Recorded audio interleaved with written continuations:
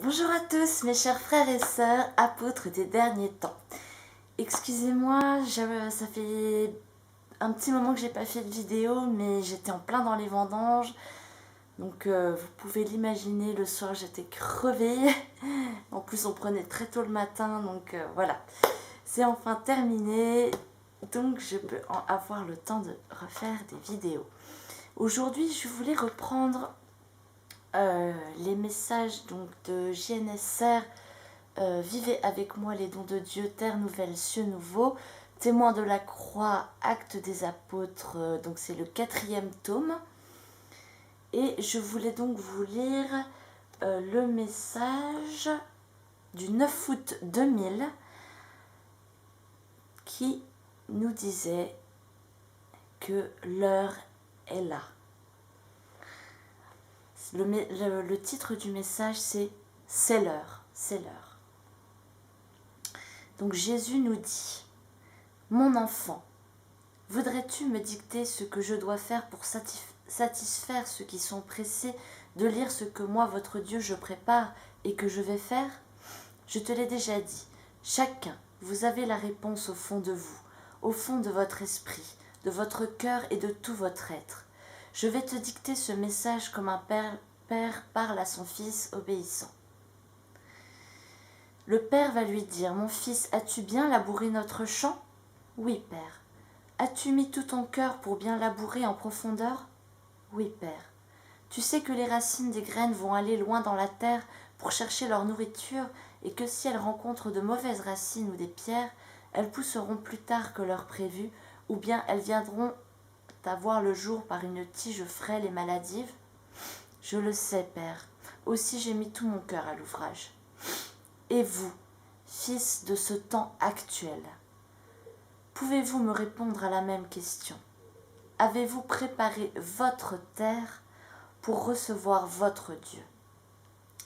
Étonné, vous allez me répondre, comment faire? Êtes-vous allé jusqu'au fond de votre cœur pour me chercher? Non, car vous ne pouvez pas pénétrer où je me trouve caché, au fond de votre cœur encombré par mille et une idées de modernisme et d'occupation inutile. Quelle petite place vous m'avez laissée! Comment allez-vous vous libérer de vos fausses idées pour que je puisse me montrer à vous? Aidez-moi. C'est le moment où je dois venir à vous. C'est l'heure, et Dieu n'est pas une frêle tige.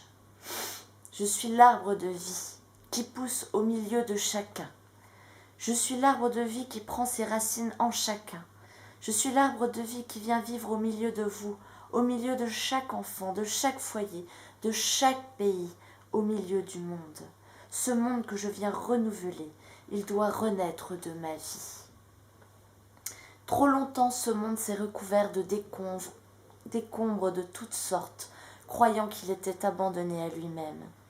Alors, pour ne pas me voir, pour ne pas absorber ma sainte lumière de vie, il s'est caché dans une obscurité lourde, faite de chaînes pesantes, et parce qu'inutiles, elles se sont recouvertes de rouille, et toutes les immondices se sont collées à elles.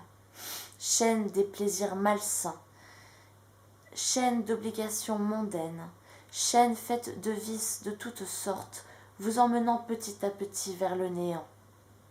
Et sur toutes ces chaînes, des pouvoirs occultes, où le mal triomphe parce que votre aveuglement fait de vous des naufragés qui s'enlisent de plus en plus dans la vase qui recouvre le mal. Vous cachant ma sainte vérité, êtes-vous des êtres de l'obscurité? Choisissez vite. Je suis la lumière et la vie, et qui croit en moi vivra éternellement dans ma sainte grâce d'amour.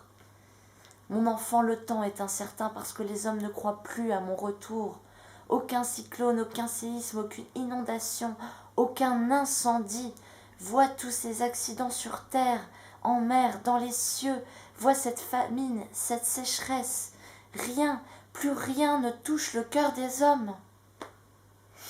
Quel est le seul remède qui leur fera comprendre que l'homme ne peut pas vivre sans Dieu?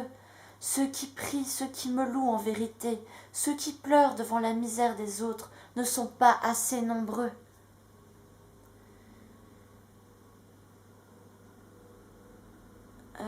L'homme d'aujourd'hui ne pleure que sur son propre malheur.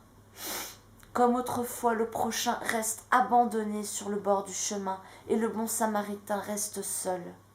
Il est coupable de compassion. Comment voulez-vous que je retienne mon bras? Vous êtes si peu à croire en vérité en ma toute-puissance d'amour. Tu voudrais que j'arrête là ce livre, pourquoi, mon enfant? Ils cherchent et ils chercheront encore des livres à sensation, où ils rejetteront celui-ci, parce qu'il n'y a pas ce qu'ils cherchent, ce qu'ils espèrent. Ils attendent inconsciemment une émotion hors du commun, une vraie révolution de la terre avec un changement de position des astres. Mais qui verrait cela? Qui survivrait à cela? C'est cela que vous cherchez pour me croire et revenir à moi, hommes insensés? Lorsque vous vous y attendrez le moins, je viendrai. Oui, je viendrai comme un voleur. Et que fait un voleur? Il vole. Croyez-vous que je viendrai voler vos cœurs? Non, je viendrai. Vous me verrez comme on voit l'œil à travers les 1000 facettes d'un diamant. Partout en même temps je serai là, je vous regarderai. Oui, à chacun je montrerai ma sainte face. Vois, mon enfant chéri, ce que peut faire l'amour. L'amour miséricordieux pardonne. Et là tu verras tes frères à genoux, même ceux qui craignent de salir leurs beaux habits et de plier leurs jointures pour qu'elles ne craquent.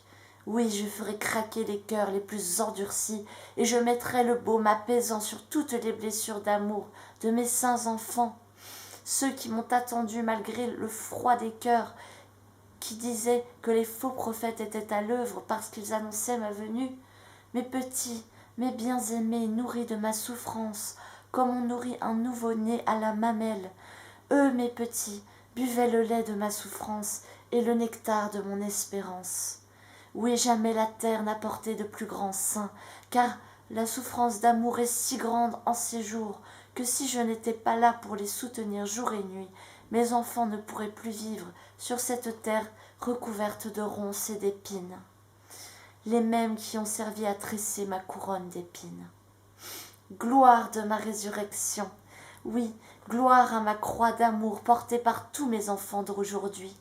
Mon enfant, tu ne peux encore terminer ce livre, car j'attends et tu me rendras gloire pour cette patience que je prends encore à ne pas terminer ce livre, mon dernier de mon œuvre, témoin de la croix.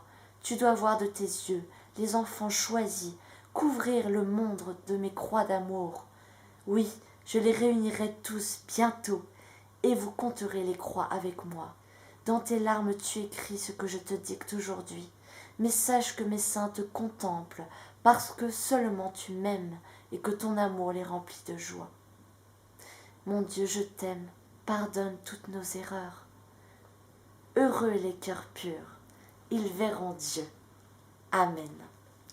Voilà, mes chers frères et sœurs, soyez abondamment bénis.